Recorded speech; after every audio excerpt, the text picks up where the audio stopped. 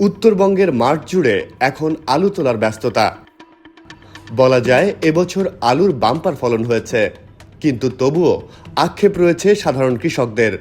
কারণ আলুর দাম কম, উৎপাদন খরচের চেয়ে কম দামে আলু বিক্রি করতে হচ্ছে কৃষকদের।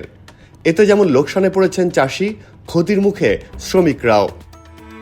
এই সেক্টরে অধিকাংশই নারী শ্রমিক, কিন্তু আলুর দাম কমে যাওয়ায় এই শ্রমিকদের মজুরিও কমতে শুরু করেছে।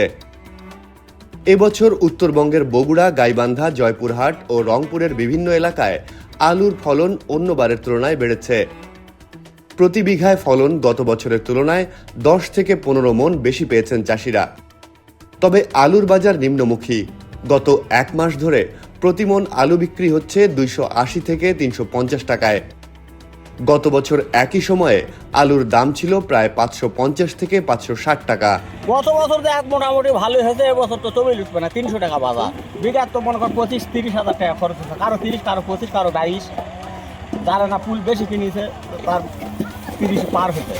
মনে করেন 1 কেজি আলুর উপর কিন্তু খরচা পড়ছে 20 টাকা 22 টাকা কেজি। গতবারের চেয়ে এবারে ফলন যাই হোক একটু হলেও দামে কম এবং দামও নাই 320 টাকা করে বেচাও মনে করে বিঘা প্রতি 10 থেকে 15 হাজার টাকা লস আসতেছে। তাহলে আমরা আবাদ করেই বা কী করব? আর সরকার যদি আমাদের দিকে দৃষ্টি না করে তাহলে আমাদের আবাদ করে কৃষক তো মরে যাবে। আমার 80 শতক মাটিতে আমার খরচ হয়েছে 50,000 টাকা।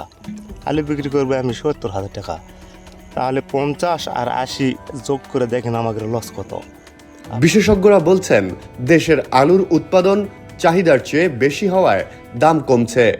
অতিরিক্ত আলু রপ্তানি করা গেলে কৃষকরা কিছুটা স্বস্তি পেতে পারেন।